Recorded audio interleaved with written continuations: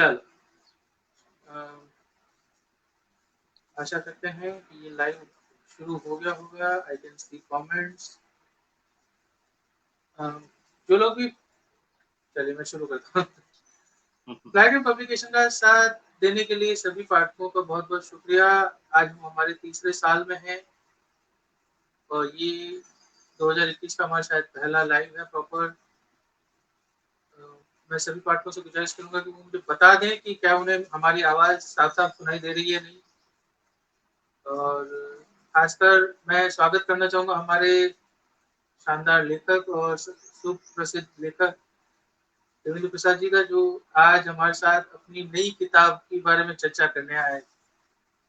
मैं देव प्रसाद जी के बारे में कुछ दो बातें कहना चाहूँगा कि इनके खौफ की कदमों की आहट पिछले 2 सालों से आ रही। उसके कई संस्करण आए, कई फॉर्मेट आए, कई डेवलपमेंट हुए।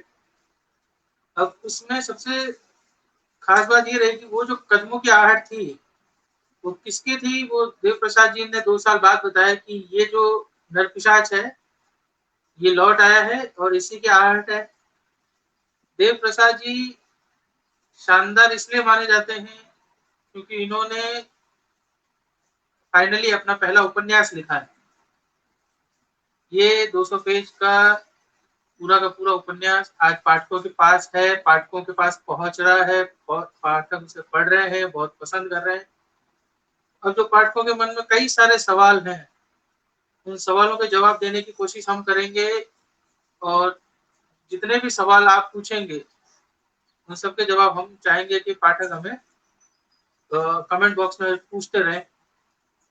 आप पूछें, सारे सवाल पूछें और फिर हम देवेंद्र प्रसाद जी से उन सवालों के जवाब मांगेंगे। तो देवेंद्र प्रसाद जी, सबसे पहले मैं आपसे जानना चाहूंगा कि नरपिशाच का आइडिया आपको कहाँ से आया? सबसे पहले जयंत भाई नमस्कार, और मैं अपने दर्शकों को नमस्कार करना चाहूंगा। तो जैसा कि आपने अच्छा खासा इंट्रोड्यूस कर दिया मेरी किताबों के बारे में कि अभी एक महीना भी नहीं हुआ, अभी लौट आया नरपिशाच आई है। तो ये वाकई ये देखा जाए तो इससे पहले खौफ कदमों के आहट चुड़ैलों की घाटी भी आई थी, पर चुड़ैलों की घाटी जो थी नोवेला थी, बहुत कम लोगों को पता है क्योंकि उसके बाद उसको मर्ज कर कर खौफ कदमों के आहट में कर दिया गया था। और खौफ कदमों की आहट एक कहानी संग्रह है जिसमें 10 कहानियां हैं। और साफ तौर पे देखा जाए तो एक लेखक मतलब को तभी खुशी होती है जब एक उसका उपन्यास सामने आए। तो मुझे बहुत खुशी हो रही है बताते हुए कि ये मेरा पहला उपन्यास है। काफी लोग कंफ्यूज हो रहे होंगे, सोच रहे होंगे कि यार पहले भी किताबें आई हैं, लेकिन वो कथा संग्रह, एंथोलॉजी और नोवेला थी, और ये संपूर्ण उपन्यास है तकरीबन 194 पेजेस की। तो मुझे बहुत खुशी हो रही है। हाँ तो जैन भाई मैं बोलिए। ये जानना चाहूंगा कि आप पहले तो किताब दिखाएं पाठकों को, उसका फ्रंट कवर दिखाएं और उसका तो गौर से देखिएगा। ये फ्रंट कवर में आपको एक चर्च नजर आ रहा है, नरपिशाच का हाथ नजर आ रहा है और ये खूबसूरत सा टाइटल लौट आया नरपिशाच। इसका बैक कवर दिखाएं जी। बैक कवर में आप जैसे कि ध्यान आप से सब देख देखेंगे सकते तो हैं ये कि बैक कवर, हाँ नरपिशाच दिख रहा होगा। बिल्कुल बिल्कुल। ये बहुत शानदार उपन्यास पाठकों के लिए 2 साल बाद देव प्रकाश जी ने लिखा है। पर हाँ, अगले उपन्यास के लिए आपको इतना इंतजार नहीं करना पड़ेगा। ये देव प्रसाद जी ने सुनिश्चित कर लिया है और आप देख सकते हैं काफी सारी किताबें ये पिछले काफी समय से पढ़ रहे हैं। आपकी खौफ भी दिखाएं नई वाली। जैन भाई, इस ये किताब जिसकी वजह से मुझे पहचान मिली जी लेखन के क्षेत्र में। इसका इसका बैक कवर भी कवर काफी दिखाएं। आकर्षक है और इसकी कहानियां भी काफी आकर्षक है। वाह, ये ये पाठकों को आपकी भी बहुत कदमों की पसंद आई आहट थी। कही जा सकती है ऐसा कह सकते हैं। जी। तो जो लोग नहीं जानते उन्हें बता दें कि खौफ कदमों की आहट में यात्रा वृत्तांत का भी अच्छा फ्लेवर मिलता है और हम्म, इस फ्लेवर को बनाए रखने के लिए पाठकों के बीच में यूएसपी बनाने के लिए मैं बहुत बहुत तहे दिल से धन्यवाद देना चाहूंगा देव प्रसाद जी को। तो मैं जानना चाहूंगा कि पाठकों का रिस्पांस कैसा आ रहा है। नई पाठकों किताब का को तो लेकर? मैं एक्चुअली, देखिए नई किताब आए हुए मतलब 2 साल के बाद आई है, तो काफी मेरे पाठक जो मुझसे जुड़े हुए थे, हालांकि उन्हें टाइटल मैंने बताया हुआ था कि नर-पिशाच से रिलेटेड आने वाली है, तो काफी मतलब बेचैन थे कि कब आ रही है उपन्यास। तो काफी ये लगा लीजिए कि पिछले 1 साल से हमेशा अपडेट मांगते रहते थे। तो जैसे ही मैंने उन्हें बताया कि ये किताब अब अमेजन और फ्लिपकार्ट पे अवेलेबल हो चुकी है, तो मतलब उनका मुझे पता तब चल रहा है जब वो रिव्यूज दे रहे हैं। मतलब जी, जी। वो काफी सारे रीडर्स तो वो हैं जिन्हें बताना पड़ता है, जैसे आप मार्केटिंग के थ्रू बताते हैं क्योंकि वो टच में नहीं है आपके। लेकिन जो मेरे पुराने पाठक हैं तो उन्होंने मुझे मतलब कहानी पढ़ा और उसके बाद मेरे साथ डिस्कशन करा, काफी मतलब काफी मेरे ऐसे पाठक हैं। तो बड़ा अच्छा लगा कि उस जैसे कैरेक्टर के बारे में बात की जाए, उसमें कुछ कैरेक्टर हैं उनके अपने अलग उसमें हैं डिटेल्स, तो बड़ा अच्छा लगता है। ऐसे में लगता है कि पाठक मेरी कहानी के साथ जुड़ाव महसूस कर रहे हैं। तो बहुत खुशी हुई मुझे कि पाठक इसको बहुत ज्यादा पसंद कर रहे हैं। बिल्कुल, बिल्कुल। तो ख़ास आप क्या बताना चाहेंगे कि इस किताब को लिखते समय आपके मन में सबसे बड़ा चैलेंज क्या नज़र आया? चैलेंज की बात करें तो तकरीबन ये इस कहानी को लिखने का आइडिया मुझे 1 साल पहले आया था। देहरादून के ही एक मेरे मित्र हैं अटल पेनुली, तो जी। उन एक्चुअली वो हॉरर काफी बढ़िया लिखते हैं। तो मैं जब भी हॉरर से रिलेटेड या उन्हें मुझसे डिस्कशन करना हो, तो हम तकरीबन रोज 1 से डेढ़ डेढ़ घंटे तक डिस्कशन करते थे। तो वही एक बार बात हो रही थी मेरी, मैं बता रहा था भाई मैं कुछ अलग कहानी लिख रहा हूँ, मैंने लास्ट ईयर ड्रैकुला पढ़ी थी, इस तरीके की कहानी हमारे इंडिया में किसी ने लिखी नहीं है, या लिखी भी है तो नर-पिशाच को कुछ अलग तरीके से दिखाया गया है, बोल्ड कैरेक्टर दिखाया गया, मतलब जो हिंदी पल्प अलग जो कैटेगरी में ले जाते हैं। मैंने कहा यार कुछ अलग होना चाहिए जिसमें हॉरर निकल के आए और स्टोरी भी हो, दोनों चीज। तो उनसे डिस्कशन के दौरान उन्होंने कुछ पॉइंट्स बताए कि आप ऐसे कहानी में क्यों नहीं करते हो, ये वो करके। तो मैं मतलब पहला बार उनका जताना चाहूंगा कि उनकी वजह से मतलब जो डिस्कशन हुआ वो आइडियाज आए मेरे पास और मैंने उस कहानी को लिखा। और सबसे मजे की बात यह है कि जब ये कहानी लिखी जयंत भाई तो केवल 7 से 8 हजार वर्ड्स में ही कंप्लीट हो गई थी। अच्छा। फिर मैं सोच रहा था यार कि इस कहानी को बढ़ाया कैसे जाए, क्योंकि जाहिर सी बात है कहानी बढ़े लेकिन बोरिंग भी नहीं होनी चाहिए, जबरदस्ती का बिल्कुल। वो नहीं होना चाहिए कि खींची हुई कहानी है। तो मेरे एक और मित्र हैं विकास नैनवाल जी, फिर मैंने उन्हें अपनी स्टोरी दी पढ़ने के लिए। मैंने कहा यार इस स्टोरी को कहाँ कहाँ और कौन कौन कहीं से मतलब बढ़ाया जा सकता है और कहानी अच्छा लगे मतलब। तो उनके साथ भी डिस्कशन हुआ, मेरे तकरीबन 1 हफ्ते लगातार कॉल पे डिस्कशन हुआ, फिर सामने भी मिला। तो उन्होंने मुझे फाइल शेयर करा और बताया कि आप इस तरीके से बढ़ा सकते हो अगर चाहते हो तो। फिर कुछ उनके आइडिया, कुछ उनके तर्क वितर्क हुए, फिर कुछ मैंने अपने दिमाग से कुछ किताबें पढ़ी। जैसे कि आप मेरे देख रहे होंगे कि काफी ये सब हॉरर नॉवेल्स हैं, ये तकरीबन ये लगभग सारी पढ़ चुका हूँ। ऐसा नहीं कि ये केवल शो के लिए है, तो हॉरर तो मैं सारा पढ़ चुका हूँ। तो उससे उन्होंने मुझे आइडिया दिया था कि आप जितना ज्यादा पढ़ सकते हो तो आइडियाज आएंगे आपको। तो वही किया मैंने, पढ़ा और काफी आइडियाज आए और फाइनली किताब कंप्लीट हुई, लौट आए नर-पिशाच। और ये मतलब बहुत मैं सही। शब्दों के माध्यम से भी बयान नहीं कर सकता कि कितनी मतलब खुशी होती किसी लेखक को जब उसका पहला उपन्यास आए। तो ये एक तरीके से मेरा पहला उपन्यास है। लौट आए नर-पिशाच। मतलब कितना आप समझ सकते हैं कि बहुत सारे लोग किताब छपवाना चाहते हैं, 200-250 पन्नों की छपवाना, बिल्कुल, और एक बिल्कुल। ही कहानी को उपन्यास के रूप में 200 पन्नों तक लेके जाना, और जिसमें आपका इससे पहले कोई अनुभव ना रहा, और हुँ, जो हुँ। एडिटिंग प्रोसेस रहा है इसका, उसके बारे में थोड़ी जानकारी, ये किस तरह से एडिटिंग इसको तो एक उपन्यास का रूप देना, और एडिटिंग में समय किस तरह से लगा, मतलब ये जो इंतजार था ये इतना हुँ, लंबा हुँ। क्यों हुआ? एक्चुअली बात करें जयंत भाई लौट आए नर-पिशाच की, तो ये किताब अपने आप में अद्भुत है। क्यों? क्योंकि इसकी कहानी कुछ विचित्र है। जब ये किताब मतलब मैं स्टोरी लिख चुका था कंप्लीटली, तकरीबन ये सितंबर में फाइल पूरी रेडी थी, मतलब कुछ ना घटाना था ना बढ़ाना था, कंप्लीट थी स्टोरी। उसके बाद बात करूं अपने एडिटर की, तो सबसे पहले मैंने विकास नरवाल भाई को पढ़ने के लिए दिया था कि ये देखिए स्टोरी अब कंप्लीट कर चुका हूं, अब आप पढ़िए आपका क्या रिएक्शन है। उन्होंने कहानी पढ़ी और उन्होंने एक ही जवाब दिया मुझे, कह रहे ये किताब बिल्कुल छपने लायक है, इसे पाठक काफी पसंद करेंगे। तो मेरे यहाँ आत्मविश्वास बढ़ा। फिर भी एक्चुअली मेरा पहला उपन्यास था तो मैं रिस्क तो ले नहीं सकता था। फिर मेरी बात हुई देवेन पांडे भाई से, तो उनको मैंने दी स्टोरी, मैंने कहा कि आप देखो अपने हिसाब से पॉइंट ऑफ व्यू। तो उन्होंने क्या किया कि उन्होंने कहा कि कहानी अच्छी है, इसका क्लाइमेक्स थोड़ा सा चेंज किया जाए। तो मैंने उनके कहने के अनुसार, अनुभवी लेखक हैं तो बात मानना ही पड़ेगा तो मैंने क्लाइमेक्स का सीन कुछ बदल दिया। उसके बाद तीसरे मतलब आपसे बात हुई, फिर मिथिलेश भाई से बात हुई, आप दोनों ने भी कहा कि इसको और देखते हैं कि क्या किया जा सकता है, कहानी तो ठीक है। उसके बाद आपने प्रणव शशांक और ये फैजल, अनुराग भाई, मतलब टोटल देखा जाए तो 6 लोगों ने कहानी को एडिट की है।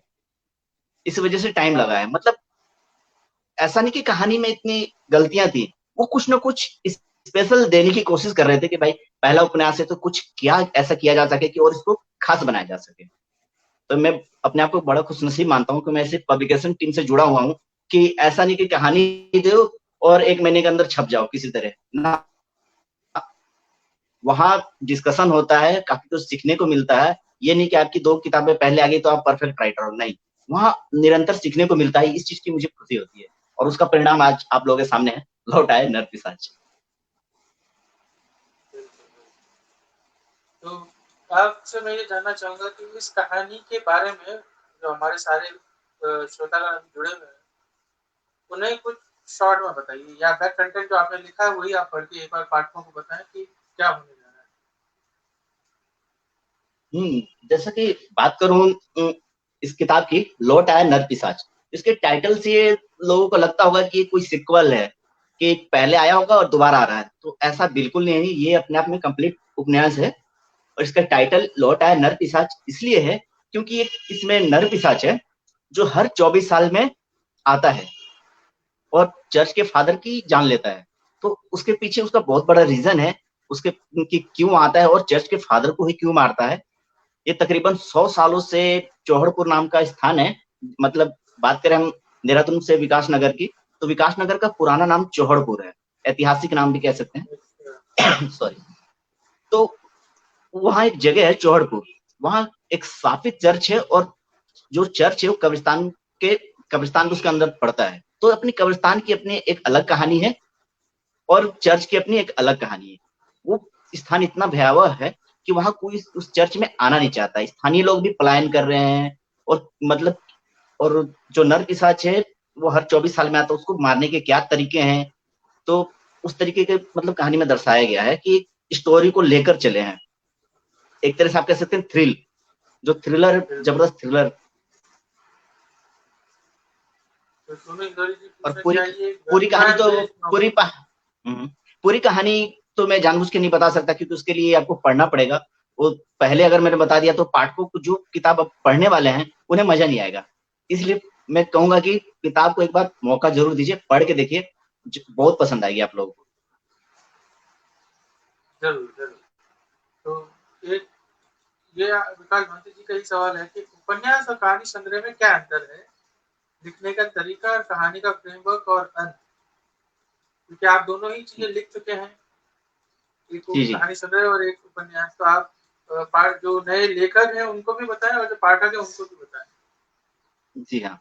एक्चुअली मैं बात करूं कहानी संग्रह की, तो जब हम लिखने की शुरुआत करते हैं, जब हम काफी अब किताबें पढ़ नहीं चुके होते, हमें आइडिया होता नहीं है कि हम इतनी लंबी कहानी, मतलब एक तरह से कह सकते हैं कि विश्वास नहीं होता है कि हम इतनी लंबी कहानी लिख सकते हैं क्या, मतलब डायरेक्ट उपन्यास। तो उससे पहले सीखना पड़ता है। तो मैंने काफी चीजें पढ़ी थी और मैं लेखनी में नया भी था। और जैसे कि आप, मेरी आदत है, आपको पता है कि मैं घुमक्कड़ी स्वभाव का हूँ। तो इसमें जितनी कहानियां हैं वो सारी मेरी घुमक्कड़ी से ही निकल के आई थी। जैसे कि मैं मान लीजिए कहीं मसूरी जा रहा हूँ, मसूरी के पास कोई निकटवर्ती कोई गांव है, तो होता क्या है कि हर गांव का ना कुछ इतिहास होता है और कुछ अपनी कहानियां होती हैं। तो मैं जब भी घूमने जाता था तो पहले गूगल से तो नॉलेज लेता ही था, प्लस मैं लोकल लोगों से मिलता था कि हाँ भाई ऐसा है, इस गांव का नाम ऐसा क्यों पड़ा, और कुछ अजीब सी यहाँ दास्तान सुनी है मैंने, तो ये इसकी क्या क्या कहानियां हैं। तो जब मैं उनसे सुनता था तो बड़ा इंटरेस्ट लगता था, क्योंकि देखो आजकल आप गांव ग्रामीण क्षेत्र में कहीं भी जाते हो तो वहाँ किस्से बहुत चलते हैं। बुजुर्गों से पूछो तो कहते हैं हमारे जमाने में इस टाइप का था, भूत मिलते थे, ये था वो था। तो ना कहीं से इंटरेस्ट आपके अंदर जगाता है। तो फिर मैंने सोचा कि क्यों ना इन कहानियों को यात्रा वृतांत के साथ मिक्स करते हुए कुछ अलग तड़का देने की कोशिश की जाए। मतलब वही ओझा डायन वाली जो परंपरा चल रही थी हॉरर में, वो सब छोड़ के कुछ अलग हो। तो ये मैंने कोशिश की और परिणाम स्वरूप ये हुआ कि फिर ये 10 कहानियां आई इसमें, जो छोटी छोटी हैं आप लोग के सामने है। बिल्कुल, बिल्कुल। तो यात्रा वृतांत तो कहानी संग्रह का रूप ले लिया और कहानियाँ जी हाँ, अपना जगह लेते-लेते 200 पन्ना का उपन्यास एक किताब बन गई। बिल्कुल। एज़ अ लेखक आपको उसमें भी काफ़ी एडिटिंग करनी पड़ी और हुँ, आपको कहानियों का ऑर्डर भी तय करना पड़ा कि किस ऑर्डर में ये बिल्कुल, कहानियाँ बिल्कुल। सुनाई जाएँगी। जैसे आपके लिए ये तय था कि चुड़ैलों की घाटी में पहले मसूरी यात्रा आएगी, उसके बाद ही जॉर्ज एवरेस्ट का ज़िक्र आएगा। इसमें एक वो ज़िक्र आप हमेशा करते हैं कि एक यात्रा मेरी अधूरी रह गई थी, क्योंकि पिछले मेरे साथ कुछ ऐसा हो गया था कि जिस वज़ह से मैं अपनी यात्रा पूरी नहीं कर पाया। तो ये उपन्यास लिखते समय आप कहीं न कहीं ऐसा लगा कि इसको वापस रिपीट किया जा रहा है कि अ, जब वो कहा सीक्वेंस ऑफ इवेंट्स इतने लंबे होते हैं, उसमें आपको डर नहीं लगता खुद ही लिखते हुए क्या कि ये यात्रा इतनी लंबी क्यों चल रही है? ये 24 सालों का जो सफर है, ये कितने सालों तक चलेगा? ये आपने कैसे तय किया? हुँ, हुँ। अच्छा, आप नरपिशाच की जैसे कि बात कर रहे हैं, तो इसके क्या है कि इसके कुछ अपने रूल्स बने हुए हैं। जैसे कहानी की बात करूँ, तो अपने रूल्स बने हुए हैं, जैसे चर्च का कोई फादर होता है, तो उसके अपने परंपराएँ और अपने नियम होते हैं, जो उस नियम को तोड़ नहीं सकता है। उस नियम के तहत उसको चर्च में रहना है, प्लस लोगों की भीड़ बढ़ानी है, ताकि लोगों का डर भी दूर हो और चर्च में लोग आना-जाना मतलब शुरू कर सकें। परंतु एक तरफ उसे उन डर को भी हटाना है लोगों के दिमाग से, जो 24 सालों से उनके दिमाग में घर कर चुका है। तो उसके लिए उसने बहुत एज़ ए सहायक मतलब उसको रखा हुआ है, जो हमारा मेन कैरेक्टर जिसका नाम केविन मार्टिन।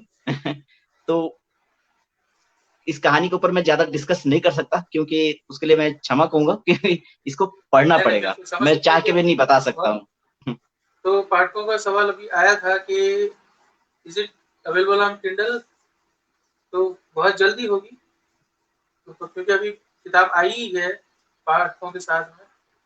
मैं चाहता हूँ कि पाठक जाएँ अमेज़न से इसे खरीदें और जिन लोगों को स्पेशल ऑटोग्राफ कॉपी चाहिए, वो देव प्रसाद जी से डायरेक्ट कॉन्टैक्ट करें।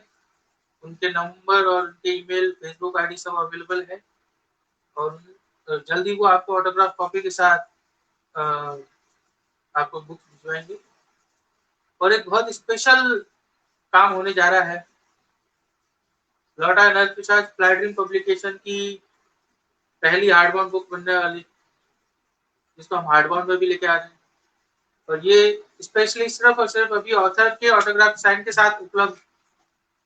तो आपको देव प्रसाद जी को डायरेक्ट कांटेक्ट करना होगा और अपनी ऑटोग्राफ कॉपी हार्ड बाउंड की बुक करवानी होगी, जिसपे आपको मिलेंगे देव प्रसाद जी के शानदार ऑटोग्राफ और पेपर बैग वालों के लिए भी कुछ स्पेशल है उस बुक में। हुँ, हुँ। जो लोग डायरेक्ट इस ऑटोग्राफ फीचर का फायदा उठाएंगे, चाहे वो पेपर बैग खरीदें या हार्ड बाउंड, आपको दोनों में प्लैटिनम का एक नया फ्लेवर देखने को मिलेगा।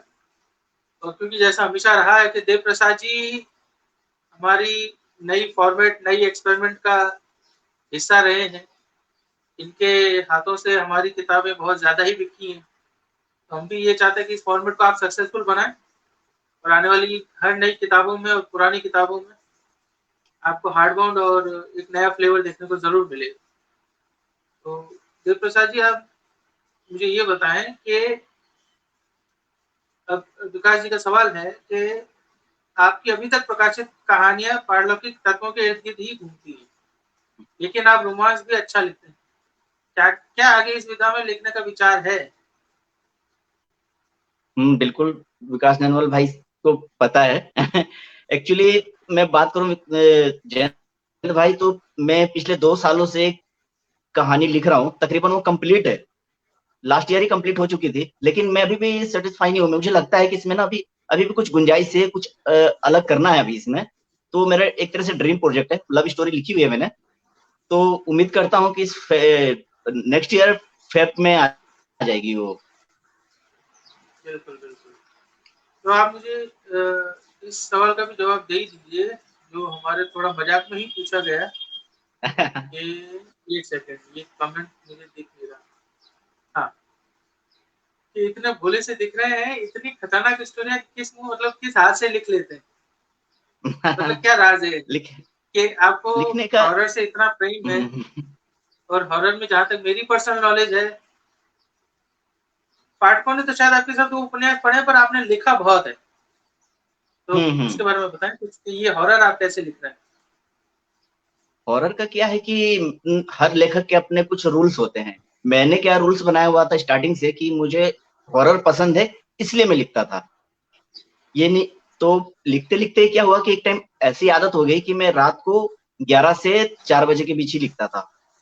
और उस टाइम का समय ऐसा होता है ना कि बिल्कुल सन्नाटा पसरा होता है। और जब भी मैं कहानियाँ लिखता था ना, यकीन मानिए जयंत भाई उस कैरेक्टर को मैं खुद सोचता था कि वो कैरेक्टर मैं हूँ। मान लीजिए कुछ लाइन ऐड करना है उसमें, तो मैं देखता था कि उस कैरेक्टर में ये देव है, ये बिस्तर पे लेटा हुआ है और ये सामने दीवार पर उल्टे मतलब खोपड़ी कर कर कोई टांग उल्टी टांगों के सहारे दीवार पे चढ़ रहा है। तो मुझे कैसा रिएक्ट होगा, मतलब मैं क्या रिएक्ट करूंगा उस चीज को देख के, तो वो ज्यादा कनेक्ट हो पाता है लिखावट में। तो वो चीज मैंने देखा कि वो कि अपने से रिलेट करो स्टोरी को तो बड़ा मजा आता है। कहानी अपने आप खुद पे खुद शब्द भी मिलते जाते हैं और कहानी भी बनता चला जाता है। मतलब आप ये कहना चाह रहे हैं कि आपको डर लगता है? डरने की कोशिश करता हूँ ताकि ये कहानी में आए, लेकिन ये है कि इमेजिनेशन में फिर काम चलाना पड़ता है। और सबसे खराब किस्मत मेरी तो ये है जयंत भाई कि मैं सोचता हूँ कि मुझे कुछ सपने उपने आ जाएं। इतने सालों से मैं मनाता हूँ कि कुछ ऐसे सपने उपने आ जाए, क्योंकि जाहिर सी बात है मैं हॉरर लिख रहा हूँ तो कभी ना कभी तो सपना आना चाहिए, मेरा ऐसा मानना है। लेकिन मुझे बस जितनी बात करूँ 5-6 साल से तो बस एक ही सपना आता है। मैं देखता हूँ समुद्र के किनारे मतलब खड़ा हूं मैं और अकेले घूम रहा हूँ। तो ये लगता है कि घुमक्कड़ी स्वभाव मेरे ऊपर कुछ ज्यादा प्रभावशाली है, इसकी ज़्यादा वजह से मैं उन प्रभावशाली सपनों है। को देख नहीं पाता हूँ। नहीं, नहीं, आप मुझे ये देखिए बताइए कि जो मुझे का सवाल है कि आप जहाँ तक ज़्यादातर रात में लिखते हैं ना? हम्म। हाँ, तो आप हॉरर रात के समय लिखते हैं तो इसका जवाब तो आपने दे दिया। अब रात के समय हॉरर लिखने के बाद जब आप नींद में होते हैं तो सपने आपको हॉरर के आते हैं या ये यात्रा वृतांत वाला ही सारा सिस्टम? नहीं, वही मैं अपने आप को वही कह रहा हूँ जयंत भाई की दुर्भाग्यशाली मानता हूँ। मैं चाहता हूँ कि ऐसे सपने आए, क्योंकि मैं राइटर हूँ तो ऐसे कुछ आइडियाज आए, कुछ आइडियाज नॉक हो और कुछ मैं लिख पढ़ूं उस बारे में कि यार मैंने सपना में ऐसा सा देखा था, पर ऐसा आज तक हुआ ही नहीं। बस मुझे वही एक सपना आता है रिपीटेड, बोर हो गया हूँ उसको देख देख के कि यार समंदर का किनारा है और मैं घूम रहा हूँ। बिल्कुल, बिल्कुल। तो ये दूसरा सवाल रहेगा हमारा। रोहित शर्मा जी है।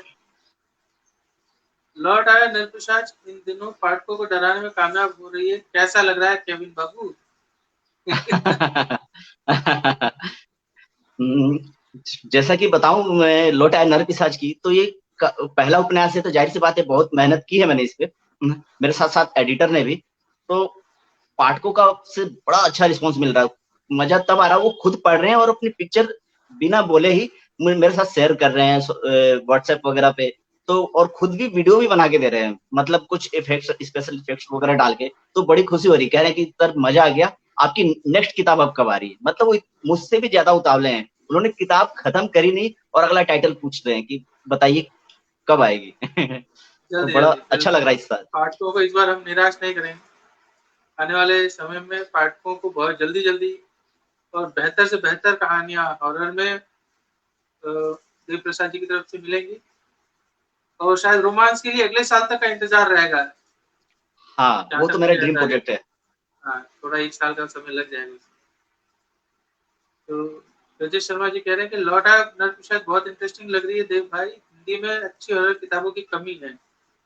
आप चंद्र प्रकाश पांडे जी, मनमोहन भाटिया से इसी कमी को दूर कर रहे हैं, आपको साधुवाद। बहुत-बहुत धन्यवाद रजत शर्मा बहुत जी। बहुत ब्रजेश शर्मा इसमें जी को थोड़ी भी बधाई रोशनी दूंगा। डालिए देख हाँ, कि ब्रजेश आपने एज़ अ बिल्कुल। लेखक और एज़ अ पाठक आप क्या समझते हैं पिछले 2-3 सालों में आपके हॉरर लिखने के बाद हॉरर का मार्केट किताबों में किस तरह से बढ़ा है? कैसे ऑनलाइन या सुनी-सुनाई जानी कहानियों के बाद लेखक अब किताबों के रूप में पाठकों तक पहुँच रहे हैं? और आपका जो ये आंसर है वो किताबों तक ही रखिएगा जो पब्लिश्ड किताब है। पब्लिश्ड जी किताबों जी। में बताइए कि हॉरर कितना आ रहा है और पाठकों को उसका कितना प्रेम मिल रहा है? हॉरर की बात करूं तो देखिए हमेशा पढ़ना ज्यादा लाभकारी होता है लेखकों के लिए भी। तो आप मेरे पीछे आप देख रहे होंगे कि ये बात करो खौफ कदमों क्या है, ठीक है। एक थी मलिका और अदृश्यम। तो जैसा कि अभी ब्रजेश शर्मा जी ने कहा, मनमोहन भाटिया जी का नाम लिया था, तो उनकी लिखी हुई है अदृश्यम, मनमोहन भाटिया सर जी की। तो इन किताबों को पढ़ना, पढ़ के सीखना, क्योंकि देखिए बात करूं दो किताबों की मैं बात करूं, एक थी मलिका और अदृश्यम। एक थी मलिका की भाषा शैली अपनी अलग है, बुंदेलखंडी का इतिहास है और अलग टाइप की कहानी है। अदृश्यम की अलग कहानी है, तो पढ़ के काफी कुछ सीखने को मिलता है। फिर उन्होंने बात करी चंद्र प्रकाश पांडे जी की, तो अभी मैंने उनकी कुछ किताबें मंगवाई हैं, देख सकते हैं आप, पीछे रखा हुआ है।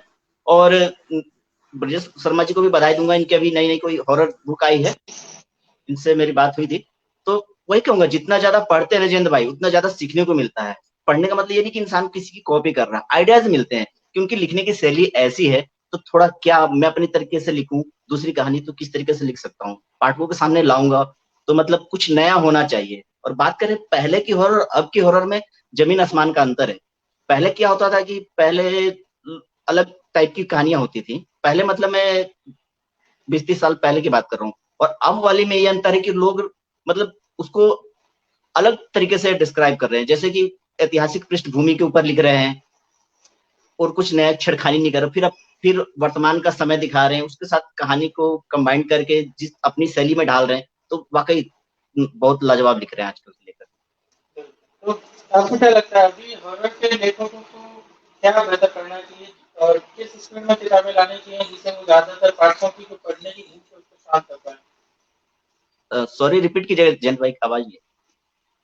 मैं ये पूछ रहा था, पाठक बहुत सारी किताबें पढ़ना चाहते हैं हॉरर में, उसमें लेखकों को क्या योगदान देना होगा कि हॉरर में ज्यादा से ज्यादा किताबें आए?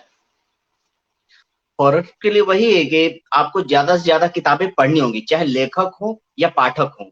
जब तक आप पढ़ेंगे नहीं, आपको आइडियाज आएंगे नहीं। और आइडियाज आएंगे तो आप डिस्कस करेंगे, डिस्कस करने से बहुत सारे रास्ते खुलते हैं। डिस्कशन बहुत जरूरी है। चाहे आप किसी लेखक से करें या अपने एडिटर से या कोई समझदार मित्र हो, उनके साथ आप डिस्कशन कीजिए, लेकिन पढ़ने के बाद, पढ़ने से पहले नहीं। तो काफी फर्क पड़ता है उससे, क्योंकि ये मेरा खुद का अनुभव है जो मैं बता रहा हूँ, लौट आए नर्क पिशाच में। बिल्कुल, ये सवाल आया है हमारे पास कि रविंद्र वर्मा जी का आपके बहुत प्रिय पाठक हैं, मोहिनी जी से कब मिलवा रहे थे? ओहो मोहिनी जी, ये बात कर रहे हैं कब्रिस्तान वाली चुड़ैल की। जी जी, तो बहुत कब्रिस्तान वक्त हो वाली गया उस चुड़ैल, किताब को। बिल्कुल बिल्कुल, कब्रिस्तान वाली चुड़ैल एक्चुअली फाइनल एडिटिंग हो चुकी थी। उसमें थोड़ा बहुत चेंजेस करना है, मतलब थोड़ा नहीं, काफी चेंजेस होंगे उसमें। ये मान के चलिए जो ओरिजिनल स्टोरी थी उसमें 70% मतलब बिल्कुल जुदा होगी। तो कुछ कुछ समानताएं हो सकती हैं, पर आप सोच सकते हैं जैन भाई, अगर किसी कहानी को 70% चेंज कर दें, हालांकि कैरेक्टर सारे वही रहेंगे, तो किस तरीके का होगा। तो उसे और बेहतर करने की कोशिश कर रहा हूँ, ताकि जिन पाठकों ने पहले पढ़ लिया है वो ठगे से महसूस ना करें, उन्हें लगे कि यार हाँ ये नई कहानी, नई है और मजा आ रहा है। तो बहुत जल्द ज्यादातर ये आने कोशिश वाली करनी है। चाहिए कि हाँ हाँ, लेखक जिस मैं तरह से अभी परिपक्व होता जाता है वो अपनी कहानी को बेहतर बिल्कुल करता जाए। कब्रिस्तान मेरा वाली कहना चुड़ैल है से कि मैं उम्मीद करता हूँ। आपके गोवा संस्करण के बारे में पूछ रहे हैं कि गोवा आपकी पसंदीदा है, जैसे लेखक भरत कब लिखने वाले हैं? हाँ, ये गोवा की बात आपको उन किस्सों की बात कर रहे हैं जिन किस्सों के कम लोग राजदार हैं। आपका आइडिया अच्छा है। वैसे मैं बात करूँ तो हम लोग तकरीबन 5-6 साल पहले गोवा गए थे, जिसमें विकास ननवाल भाई भी खुद शामिल थे हमारे टीम में। तो उस टाइम कुछ ऐसी गतिविधियां हुई थी तो मैंने उन्हें उस टाइम कहा था कि यार ये कहानी लिखना तो बनता है। तो उसमें भी कहानी जारी है लिखना, मतलब तकरीबन 30% लिख के रखा हुआ है मैंने। वो 6 दोस्तों की कहानी है। वो काफी हद तक थ्रिलर होगी, पर अभी हॉरर होगी ना होगी ये डिसाइड नहीं है। तो अब देखते हैं अभी उससे पहले 3-4 किताबें हैं विकास भाई, लेकिन आएगी जरूर। दूसरा सवाल है, कभी किसी पात्र ने आकर डराया नहीं क्योंकि लिखते समय अक्सर हमें पूरी भूमिका में करना पड़ता है। ऐसा हुआ है कि आप डर नहीं गए हो एकदम से इस पात्र से? नहीं नहीं, ऐसा तो हुआ नहीं। मैं कह रहा हूँ कि मैं जब भी लिखता था तो खुली आंखों से इमेजिनेशन करता था कि मैं वो करेक्टर हूँ, ये है वो है। लेकिन जब आंख बंद हो जाती थी, मतलब सो जाता था, तो ऐसा कभी हुआ नहीं। मैं चाहता था कि हो, ताकि कुछ आइडियाज मिले। अच्छा ये बताएं कि रवि जी पूछे कभी भानगढ़ किले को कुछ लिखने का प्लान है? भानगढ़ पे लिखने का तो अभी सोचा नहीं है, लेकिन हाँ एक डिस्कस करा था एक बार, तो मैं चाहता था कि खुद पहले वहां जाऊं और अपने पॉइंट ऑफ व्यू से मतलब देखूं कि क्या है कैसा है, और क्योंकि उसकी कहानी तो लगभग तकरीबन सभी को पता है, लेकिन मैं अपने तरीके से वहां चारों जो की एक बार। कहानी बताई थी, आपको मैं बता दूं कि इंस्टाग्राम पे देव प्रसाद जी और विजय जी ने मिलकर पूरा डिस्कशन किया था भानगढ़ की कहानी पे। जिन लोगों को हम्म। बालिका नहीं पता थी कहानी की, वो गलती से शायद वो हमसे सेव नहीं हो पाया, तो हमसे फिर हम्म। से वो रात का सेशन रखेंगे और इस बार स्ट्रीम यार्ड में रखेंगे। जितने भी पाठक हैं वो स्ट्रीम यार्ड से जुड़कर डायरेक्ट ऑथर से वीडियो के माध्यम से सवाल पूछना चाहे भानगढ़ को लेकर, तो देव प्रसाद जी उसके जवाब देंगे बहुत जल्दी। उम्मीद करते हैं कि जब वो अपनी यात्रा इस पर कर आएंगे, यात्रा वृतांत के तौर पे अलग ही तरह की भानगढ़ में कहानी सबको सुनने को मिलेगी, वो हम्म। नहीं जो सबको पता है। और मेरी मतलब दिल इच्छा भी है कि जब मेरी कोई किताब आए हॉरर, चाहे वो कविताओं वाली चुड़ैल हो या कोई दूसरी जिसपे मैं अभी लिख रहा हूँ, वो किताब भानगढ़ के किला पर जाकर वहां जाकर मतलब अनबॉक्सिंग करूं और लोगों को दिखाऊं। थोड़ा स्पेशल और होना चाहिए, और वो जयंत भाई और डिपेंड मिथिलेश होता भाई है भी कितना साथ हो। लॉन्च हो सकता है। तो सुमन जी का सवाल है कि नरपिशाच को कैसे बोला, मतलब देखिए वैम्पायर के अलावा आपको क्या लगा कि मेरे वैम्पायर का कैरेक्टर ऐसा होगा। हम नर पिशाच की बात करें तो देखिए, मैंने बता रहा हूँ, मैंने 2 साल पहले ड्रैकुला ब्रैम स्टोकर की पढ़ी थी। तो हालांकि वो किताब काफी, उस किताब ने मुझे काफी प्रभावित किया था, लेकिन फिर मैंने काफी किताबें ढूंढनी शुरू कर दी कि क्या हमारे देश में भी कुछ लोगों ने लिखा है क्या इस तरीके की कहानियां। तो काफी रिसर्च करी मैंने, डिस्कशन करा, तो मुझे पता चला कि हमारे देश में ड्रैकुला को खारिज करते हैं, मतलब नहीं मानते कि ड्रैकुला जैसी कोई चीज है या वैसा। पर बात की तो मैंने, पता चला कि नरपिशाच का कैरेक्टर ये ऐसा है हमारे देश में, लेकिन इसके बारे में किसी ने लिखा नहीं है, या जिसने लिखा भी है तो अलग टाइप की बात करें तो जैसे हिंदी पल्प में जो बोल्ड मूवीज होती थी उस टाइप की, मतलब हॉरर और थ्रिलर टाइप की नहीं। तो मैंने सोचा कि क्यों ना इसको मतलब मैं अपने तरीके से लिख के देखूं, हॉरर में लिखता ही था, तो मैंने कहा अपने तरीके से लिख के देखा जाए। तो मैं आप लोगों से कहता हूँ कि एक बार पढ़ के देखिए, आपको कहानी काफी लाजवाब लगेगी। ऐसा नहीं लगेगा कि ये कपोल कल्पना है या इस टाइप का। तो कर्मों क्या है, अब लौट आया नरपिशाच से भी 2 साल का समय क्यों रहा, इस बीच का क्या कुछ पढ़ा आपने और क्या लिखा। खौफ और नरपिशाच के बीच का जो 2 समय का गैप है, इसके बीच मैंने काफी कहानियां लिखी हैं। हालांकि पेपर बैग में आप देख रहे होंगे कि अभी केवल यही आई है। इस मैंने पॉकेट एफएम पे कुछ कहानियां लिखी, हेल्प मी आयसा करके पूरी सीरीज लिखी थी जो एक्सक्लूसिव थी। फिर कब्रिस्तान वाली चुड़ैल का ऑडियो वहाँ अवेलेबल है, तो वहां पे मैंने देखा कि 1 से 1.5 साल तक वो कहानी टॉप पर रही और अभी भी है ऑल ओवर इंडिया में। मतलब हॉरर में कब्रिस्तान वाली चुड़ैल पॉकेट एफएम पे देखेंगे, वहाँ टॉप में अच्छी खासी चल रही है और लोग पाठक पसंद कर रहे हैं। तो फिर मैंने सोचा कि कुछ ऑनलाइन प्लेटफॉर्म के लिए लिखा जाए, जैसे कहानियां, प्रतिलिपि, यहाँ भी मैं रेगुलर स्टोरी डालता रहता था। तो मुझे बहुत अच्छा लगता था जब मैं वहां देखता था कि यार कि मैं टॉप 3 में पिछले 3 सालों से हूँ हॉरर कैटेगरी में। तो तो फिर मैंने सोचा कि कुछ साल इनके लिए लिखा जाए, कुछ पढ़ा भी जाए और कुछ सीखा जाए। इस बीच में मैंने काफी सारी किताबें पढ़ी हैं जो मैं दिखा रहा था। ये किताबें तो हैं, ये सारी हॉरर है, हॉरर थ्रिलर, ये सारी मैंने किताबें पढ़ी हैं। तो मैंने सोचा कि पहले नॉवेल आता है अगर पहला, तो उससे पहले थोड़ा बहुत ज्यादा मेहनत की जाए। तो उसी का परिणाम है लौट आया नरपिशाच। और और लिखने से पहले पढ़ना जरूर चाहिए। ये मेरा अनुभव कहता है। बिल्कुल बिल्कुल। तो अपने आने वाली किताबों के बारे में कुछ जानकारी दीजिए जो आपको लगता है कि हम्म, बिल्कुल उनके करना है। आने वाली किताबों की बात करें तो अभी मैं उसका शीर्षक नहीं बताऊंगा, क्योंकि वो चेंज भी हो सकता है। तो तकरीबन वो 90% कंप्लीट हो चुकी है और ये अगस्त में एडिटिंग भी हो जानी चाहिए, मतलब पूरा विश्वास है। उस कहानी का मतलब अलग ही थीम है। तो मतलब उसमें लव स्टोरी भी है और थ्रिलर थ्रिलर भी है और हॉरर भी है और हिस्ट्री भी है उसमें, मतलब बहुत कुछ जानने को मिलेगा। और उस टाइप की किताब अभी किसी ने लिखी नहीं है, ये मैं दावे के साथ कह सकता हूँ। और वो मैंने केवल जयंत भाई के साथ डिस्कस किया है उस स्टोरी के बारे में। मुझे याद है तकरीबन मैंने रात को 2 बजे आपको कॉल किया था, मैं मतलब इतना एक्साइटेड था जब मैंने उस स्टोरी को लिखा। तो मैंने कहा डिस्कस करना तो बनता है। फिर मैंने जयंत भाई को कॉल लगा के उस पूरी स्टोरी सुनाई, तो जयंत भाई काफी इंप्रेस्ड हुए थे। और उसके अलावा एक और कहानी है वो भी कंप्लीट है। मतलब ये लगा लीजिए कि 3 हॉरर बैक टू बैक आनी है, बस फाइनल एडिटिंग और फाइनल रिव्यू करना बाकी है। तो आप बस कमर कस के रख लीजिए, नर लौट आए नर की सांस से शुरू कीजिए और बस शुरू हो जाइए इस सफर में। हॉरर लिखना ज्यादा डरावना है या पढ़ना? और निशान जी का भी सवाल इसी में जोड़ लेते हैं कि हॉरर के अलावा आपका पसंदीदा जॉनर क्या है? दोनों के हिसाब से आप जवाब। देखिए निशांत भाई का पहले मैं जवाब देता हूँ। काफी लोग मुझे जानते होंगे कि ये हॉरर लिखते हैं तो इनको हॉरर ही पसंद होगा पढ़ना, पर ऐसा बिल्कुल नहीं है। मुझे यात्रा वृत्तांत पढ़ना मतलब मेरी फर्स्ट प्रायोरिटी है। मुझे बहुत पसंद है यात्रा वृत्तांत पढ़ना। यात्रा वृत्तांत के भी लगभग मैं काफी किताबें हैं लेफ्ट साइड में रखी हुई हैं, तो मुझे यात्रा वृत्तांत पढ़ना बहुत पसंद है। मतलब कोई किताब पता चल जाए मुझे कि यात्रा वृत्तांत इस लेखक की आई है तो मैं छोड़ता नहीं हूँ।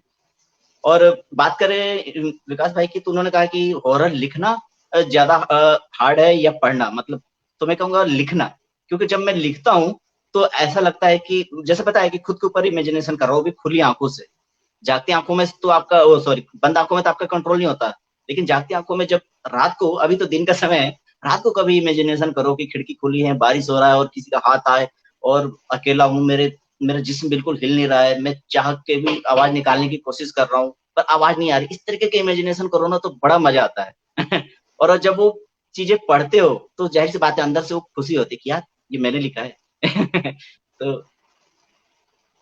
और वो आपको हॉरर कितना पढ़ना लिखना सही लगता है? आपको हिंदी में हॉरर की क्या कमियां महसूस होती है? हिंदी में हिंद कम लिखा गया है या इस वैरायटी में नहीं लिखा गया जिस वैरायटी में आप पढ़ना पसंद करते हाँ, जैसे बताऊं जयंत भाई, तो मैंने हॉरर नॉवेल्स काफी पढ़ी हैं, कुछ थोड़ी बहुत पढ़ी हैं। तो उन किताबों में क्या है कि ये देखा मैंने कि कुल मिला के वही कहानी शुरू होती है जो कुछ मतलब हर गांव की वही कहानी होती है कि बीड़ी, एक भूत था जो बीड़ी मांगता है, इस टाइप से होती है स्टोरी। वो सभी कहते हैं कि यार ये तो हमारे गांव की भी कहानी है, वो भी कहते हैं हमने भी सुना है ये। तो उसमें क्या है कि लास्ट में होता क्या है कि तांत्रिक हो जाते हैं, भगाते हैं, कोई मन का वहम बताता है जिसके साथ होता है, वो कहता है कि नहीं ये वहम नहीं है। तो कुल मिला के ओझा तांत्रिक ये सब पुराने डर्रे पे कहानियां चल रही थी। तो अब जो कहानियां पढ़ रहा हूँ तो उसमें काफी बदलाव है। अब लोग समझ रहे हैं कि कहानी में हॉरर के साथ थ्रिल भी होना चाहिए, प्लस स्टोरी भी अच्छी होनी चाहिए कि लास्ट तक पाठक जुड़ सके और पता ना चल पाए। तो बदलाव काफी दिख रहा है और मुझे खुशी इस बात की कि हमारे साथ के लेखक काफी मेहनत कर रहे हैं। हैं? तो परितोष जी का कहना है कि भारत में हॉरर लेखन की उत्पत्ति होने लगा है और आपका इतना अच्छा योगदान दिया, बहुत बहुत धन्यवाद। तो धन्यवाद मैं परिताश जी। सभी पाठकों का, सभी श्रोताओं का धन्यवाद देना चाहूंगा जो हमारे साथ जुड़े, इस लाइव को उन्होंने अपना प्रेम दिया। आप सब ने बहुत बेहतरीन सवाल पूछे। तो मैं धन्यवाद देना चाहूंगा देव प्रसाद जी का जिन्होंने इस किताब को लिखा और पाठकों तक पहुंचाया। और सबसे खास बात यह कि इन्होंने संयम बनाए रखा है समय के साथ कि चाहे समय कितना भी लगे, किताब हमेशा पाठकों तक एक बेहतरीन रूप में पहुंचनी चाहिए। तो जाते जाते आप इसका बैक कंटेंट पढ़ें और हम फिर मैं और एक बात बता देना चाहता हूँ कि सभी श्रोता ध्यान रखें, आज 7 बजे इंस्टाग्राम लाइव पे मिथिलेश जी और विकास गांधी जी लाइव होंगे अपनी नई चर्चा के लिए। तो आप सब वहां पे भी जुड़े और भी बता दिए। हम जयंत भाई मैं कुछ कहना चाहूंगा। जी जी। हाँ, वो तो मैं ये बताना चाहता था कि अभी नेक्स्ट वीक से, अभी कुछ दिनों में, अभी 2-3 दिनों में मेरे पास ये लॉ टाइनर की सर्च के कुछ कॉपीज आने वाली हैं, जिसमें जैसा कि आपने बताया कि हार्ड बाउंड और पेपर बैक भी होगा। वो दोनों किताब अपने आप में स्पेशल क्यों होंगी वो पाठकों को मिलेगा तो पता होगा, क्योंकि जो अभी किताब आई है इससे काफी मतलब अलग हटके है, वो कवर ओपन करने के बाद ही पता चलेगा। तो उसमें जिन्हें कौन सी काम करेंगे उसका लाइव आप आएंगे बिल्कुल तो बिल्कुल पाठक ऑटोग्राफ वाली कॉपी चाहिए कॉपी होंगी तो कॉपी इंतजार करते रहे कि आपको 3 वर्जन अलग अलग देखने को मिलेंगे। तो सुनते रहिए और ज्यादा से ज्यादा मात्रा में फॉलो करें, शेयर करें, ज्यादा से ज्यादा लोगों को बताएं कि देव प्रसाद जी ने इतना अच्छा नॉवल लिखा है और वो लिखते रहेंगे। तो वो भी देव प्रसाद लौटा गए तो शायद के बारे में बताएं, पढ़ें। आपकी आवाज थोड़ी अटक के आ रही है जयंत भाई। मैं ये कह रहा था बैक कंटेंट पढ़ लीजिए। हाँ, बैक कंटेंट पढ़ता हूँ मैं। केविन मार्टिन जो अपनी एजेंसी का सबसे काबिल प्राइवेट डिटेक्टिव था, जिसे चौहड़पुर एक खास मिशन पर भेजा गया था। मिशन था एक खतरनाक नरपिशाच की सच्चाई का पता लगाना, जो पिछले 100 सालों से चौहड़पुर के लिए आतंक का पर्याय बना हुआ था, जिसके बारे में कहा जाता था कि वह हर 24 साल के बाद, क्रिसमस के बाद आता है और नए साल की शुरुआत से पहले चौहड़पुर के इकलौते चर्च के फादर का सारा खून चूसकर उसे मौत का घाट उतार देता है। 24 साल पहले भी उसने फादर मार्कोनी डिकोस्टा को विभत्स तरीके से मार डाला था। और इस बार किसकी बारी थी? क्या केविन अपने मिशन में कामयाब हुआ और चौहड़पुर को उस खूनी नरपिशाच से, आतंक से मुक्त करवा पाया, या एक बार फिर लौट आया नरपिशाच? तो नेक्स्ट अनबॉक्सिंग वीडियो में देव प्रसाद जी आपको तीनों वेरिएंट के बारे में बताएंगे। पेपरबैक, स्पेशल ऑटोग्राफ कॉपी और हार्डबॉक्स। साथ ही साथ पढ़ेंगे किताब का एक खास पन्ना जो आपके बीच में लौटा नरपिशाच से उत्सुकता बढ़ाएगा। उस अनबॉक्सिंग वीडियो के लिए बस इंतजार कीजिए। और अब लिमिटेड कॉपीज हैं तो आप सब अपने ऑर्डर पहले ही कर लें। हो नहीं सकता कि अनबॉक्सिंग के बाद शायद कोई आपके पास ऑटोग्राफ कॉपी बचे, बाद में आप बचता है नहीं, तो अभी से आप अपनी कॉपी ऑटोग्राफ कॉपी बुक कर लें। और अमेजोन, फ्लिपकार्ट में किताब अवेलेबल है। आज से सेल्स भी शुरू हो गई है, तो आप उस सेल का भी फायदा उठाएं और जल्दी से जल्दी किताब ऑर्डर करें। थैंक यू देव जी हमसे जुड़ने के लिए। धन्यवाद जयंत भाई। पाठकों का जो हमारे साथ जुड़े।